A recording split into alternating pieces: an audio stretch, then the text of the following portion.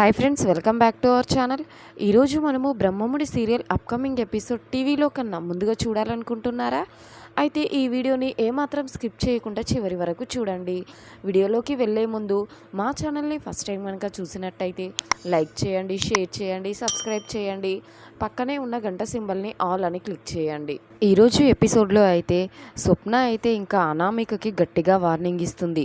ఏమనుకుంటున్నావో, ఇంకోసారి నా చెల్లి జోలికి రావాలనంటే నువ్వు గజగజ వనకాలి, వాళ్ళ వెనుక నేనున్నాను, అర్థమవుతుందా అని గట్టిగా వార్నింగ్ ఇచ్చేసి అక్కడి నుండి వెళ్ళిపోతుంది.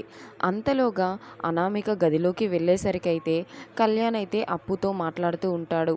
ఏంటి బ్రో, సారీ బ్రో, ఇలా చేస్తుందని నేను అనుకోలేదు అనేసి మాట్లాడుతూ ఉంటాడు.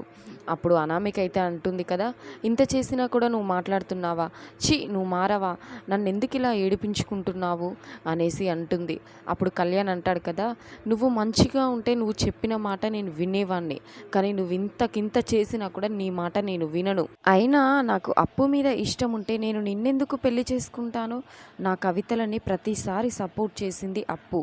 నువ్వు మాత్రము నీ పిచ్చిరాతలు అంటూనే ఉన్నావు, కానీ నువ్వు నన్ను ఇష్టపడ్డది నా కవితలను వినే.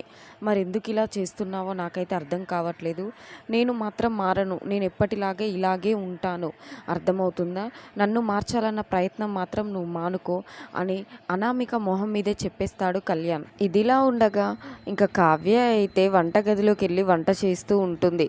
అక్కడికి వచ్చిన రుద్రాణి అయితే కావ్యని అంటుంది కదా, చెయ్యి బాగా వంట చెయ్యి, ఇంకా బయటికి వెళ్ళాక వంట చేసుకొనే బతకాలి.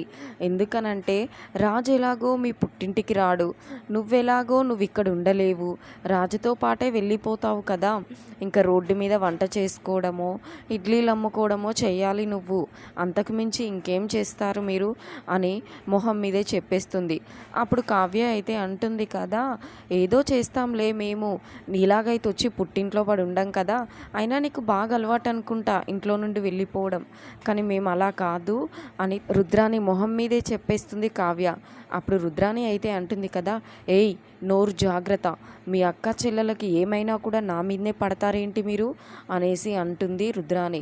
అప్పుడు కావ్య అంటుంది కదా, నువ్వొచ్చి మా మీద పడితేనే కదా మేము నీ మీద పడేది, ఎందుకలా నోరు పారేసుకుంటున్నావు, నువ్వెందుకు అంటున్నావు, మాతోటి ఎందుకు అనిపించుకుంటున్నావు, ఇక్కడ నుండి వెళ్ళిపో నువ్వు ఫస్ట్ అని గట్టిగా అరుస్తుంది కావ్య. అలా అరిసేసరికి ఇంకా రుద్రాన్ అయితే అక్కడి నుండి బయటికి వచ్చేస్తుంది. ఇంకా సుభాష్ అయితే వాళ్ళ నాన్నగారి దగ్గరికి వచ్చి అంటాడు కదా, నాన్న మనము కొత్తగా కట్టాలనుకున్న ఆఫీసు రోడ్డుకు అడ్డంగా వస్తుంది అని అంటున్నారు, కాబట్టి ఇది మనకు కుదరట్లేదు, మరి ఇప్పుడు ఏం చేద్దాము అనేసి అడుగుతాడు.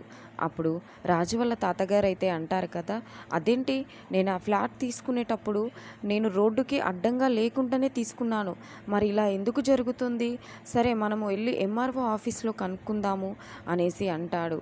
అప్పుడు అంతలోగా స్వప్నకి నువ్వు రాసిచ్చిన ఆ ఫ్లాట్ తీసుకొని ఈ ఫ్లాట్ స్వప్నకి ఇద్దాము, ఎందుకంటే ఆ ఫ్లాట్లో అయితే మనము ఆఫీస్ కట్టడానికి కరెక్ట్గా ఉంటుంది అనేసి చెప్తాడు. సుభాష్ అలా చెప్పేసరికి ఇంకా రాజు వాళ్ళ తాతగారు అయితే, అమ్మ స్వప్న, నీకు రాసిచ్చిన డాక్యుమెంట్స్ తీసుకొని రాపో అనేసి అనగానే స్వప్న వెళ్ళి తన బీరువాలో మొత్తం వెతికినా కూడా దొరకదు. తను గబగబా వచ్చేసి, కనిపించట్లేదు తాతగారు అనేసి అనగానే ఒక్కసారిగా అందరూ షాక్ అవుతారు. అప్పుడు సుభాష్ అంటాడు కదా, ఎక్కడ పెట్టావమ్మా, నువ్వు జాగ్రత్తగా వెతికావా అనేసి అడుగుతాడు. నేను ఎతికాను అంకుల్, ఎక్కడ చూసినా కూడా లేదు అనేసి అంటుంది స్వప్న.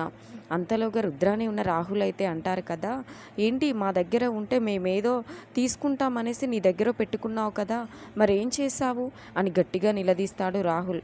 అప్పుడు స్వప్న అంటుంది కదా, నేనేం చేశాను, నేను అక్కడే పెట్టాను, లేవు అనేసి అంటుంది స్వప్న. అంతలోగా రుద్రాని అయితే అంటుంది కదా, అది పల్లీలు వేసుకొని కట్టుకునే పొట్లం కాదమ్మా, ఆస్తి పేపర్లు, అలా ఎలా పోగొట్టేశావు నువ్వు అనేసి అంటుంది రుద్రాని. నాకెందుకో మీ ఇద్దరి మీదే అనుమానంగా ఉంది, మీరు అస్తమాను నా గదిలో వెతుకుతూనే ఉన్నారు, ఏం చేశారో ఏమో తెలియదు, ఆ పేపర్లు అయితే మాయమయ్యాయి అనేసి అంటుంది స్వప్న. అంతలోగా రాజు వాళ్ళ నాయనమ్మ అయితే అంటుంది కదా, అమ్మ స్వప్న, నువ్వు జాగ్రత్తగా చూసావా, నువ్వు సరిగ్గా చూడు అనేసి అంటుంది రాజు వాళ్ళ నాయనమ్మ. లేదమ్మమ్మ గారు, నేను చాలా జాగ్రత్తగా చూశాను, కానీ నాకు మాత్రం ఏమీ కనిపించడం లేదు అనేసి అంటుంది స్వప్న. ఇదిలా ఉండగా కావ్యకి దొరికిన బొకే పైన అయితే, ఐ లవ్ యూ కావ్య, ఇన్ని రోజులు నిన్ను బాధ పెట్టాను, ఇక ముందు నిన్ను బాధ పెట్టను అని రాసైతే ఉంది. అదేంటి, నా పెళ్లి రోజున మా వారు ఇవ్వాలనుకున్న బొకే ఇదా? మరేంటి సడన్గా ఈ బిడ్డను తీసుకొని వచ్చాడు అంటే ఆఫీస్ నుండి ఈ బొకే కొన్నాక ఈ గ్యాప్లో ఏదో జరిగింది, అదేంటో నేను తెలుసుకోవాలి అనేసి అనుకుంటుంది కావ్య. అంతలోగా అక్కడున్న పనివాడిని అయితే పిలిచి అడుగుతుంది, ఏంటి ఇది ఎప్పుడు వచ్చింది అనేసి అడగగానే, ఏమో మేడం, నేను ఇన్ని రోజులు రాలేదు కదా, నేను ఇప్పుడే చూస్తున్నాను, అందుకే అది అక్కడ ఉన్నట్టుంది అనేసి అంటాడు ఆ పనివాడు. అంతలోగా కావ్య అయితే ఆలోచిస్తూ నేను ఇది ఫస్ట్ కనుక్కోవాలి అని గబగబా మేడపైకి అయితే వెళ్తుంది. అంతలోగా రాజ్ అయితే అక్కడ ఉండడు. రాజ్ సుభాష్ ఇద్దరైతే కింద మాట్లాడుకుంటూ ఉంటారు. ఇప్పుడు డబ్బు ఇవ్వడం నువ్వు ఆపేసేయి, ఎందుకు ఈ 10 లక్షలు ఇవ్వడము అని సుభాష్ అయితే రాజ్తో అంటూ ఉంటాడు. ఇంకా రాజ్ క్యాష్ పట్టుకొని అయితే బయటికి వెళ్తాడు. అంతలోగా కావ్య కూడా రాజ్ని ఫాలో అవుతూ ఉంటుంది. చూసారుగా ఫ్రెండ్స్, ఈ వీడియో కనుక మీకు నచ్చినట్టయితే లైక్ చేయండి, షేర్ చేయండి, సబ్స్క్రైబ్ చేయండి.